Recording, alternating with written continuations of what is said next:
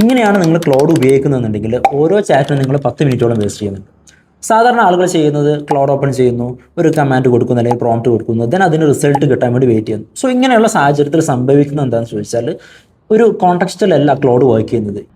എന്ത് കോൺടെക്സ്റ്റ് അനുസരിച്ചാണ് നിങ്ങൾക്ക് ആൻസർ തരേണ്ടത്, എങ്ങനെ കസ്റ്റമൈസ് ചെയ്യാമെന്നുള്ളൊരു ഐഡിയ എന്തില്ല ക്ലൗഡിന് അവൈലബിൾ ആയിട്ടില്ല. ഇങ്ങനെ ഡയറക്റ്റ്ലി പ്രോംപ്റ്റ് കൊടുക്കുന്നതിന് പകരം ഈ ഒരു കാര്യം ചെയ്ത് നോക്കും. നമ്മൾ ആദ്യം ഇവിടെ ഒരു പ്രൊജക്റ്റ് എന്ന് പറയുന്ന ഭാഗം ഓപ്പൺ ചെയ്യാം. എന്നിട്ട് നിങ്ങൾ ഏത് പ്രൊജക്റ്റിലാണ്, ലൈക്ക് ഇതിപ്പോൾ നിങ്ങളുടെ ഒരു ക്ലയൻറ്റിന് കൊടുക്കേണ്ട ഒരു കാര്യമാണെന്നുണ്ടെങ്കിൽ നിങ്ങളുടെ ഒരു പ്രൊജക്റ്റ് ക്രിയേറ്റ് ചെയ്യാം.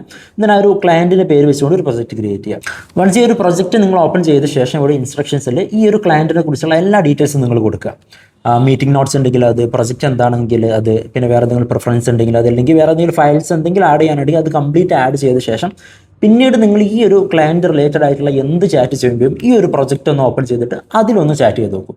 സോ കംപ്ലീറ്റ്ലി കോൺടെക്സ്റ്റ് ക്ലൗഡിന് ഓൾറെഡി അവൈലബിൾ ആയിട്ടുണ്ട്. ഏത് രീതിയിലാണ് നിങ്ങൾക്ക് ആൻസർ തരേണ്ടതെന്നുള്ള കംപ്ലീറ്റ് ഡീറ്റെയിൽസും ക്ലൗഡിന് അവൈലബിൾ ആയിട്ടുണ്ട്. സോ ഈ ഒരു രീതിയിൽ നിങ്ങൾ ജനറേറ്റ് ചെയ്യുന്ന ആൻസേഴ്സും അതല്ലാതെ നോർമലി നിങ്ങൾ കൊടുക്കുന്ന പ്രോംപ്റ്റും എൻറ്റയർലി ഡിഫറെൻ്റ് ആയിട്ടുള്ള ആൻസേഴ്സാണ് നിങ്ങൾക്ക് പ്രൊവൈഡ് ചെയ്യുന്നത്. അപ്പോൾ നെക്സ്റ്റ് ടൈം നിങ്ങളൊരു പ്രൊജക്ട് ബേസിലൊക്കെയാണ് വർക്ക് ചെയ്യുന്നതെങ്കിൽ ഡയറക്റ്റ്ലി പ്രോംപ്റ്റ് കൊടുക്കുന്നതിന് പകരം ഈ ഒരു പ്രൊജക്റ്റ് ക്രിയേറ്റ് ചെയ്ത് ഈ ഒരു മെത്തേഡ് ഒന്ന് യൂസ് ചെയ്തോളൂ. യൂസ്ഫുൾ ആണെന്നുണ്ടെങ്കിൽ ചാനൽ ഫോളോ ചെയ്യാൻ മറക്കേണ്ട. അതുപോലെ തന്നെ ഇത് യൂസ്ഫുൾ ആണെന്ന് നിങ്ങൾ ഫ്രണ്ടിനും ഈ ഒരു വീഡിയോ ഷെയർ ചെയ്തോളൂ.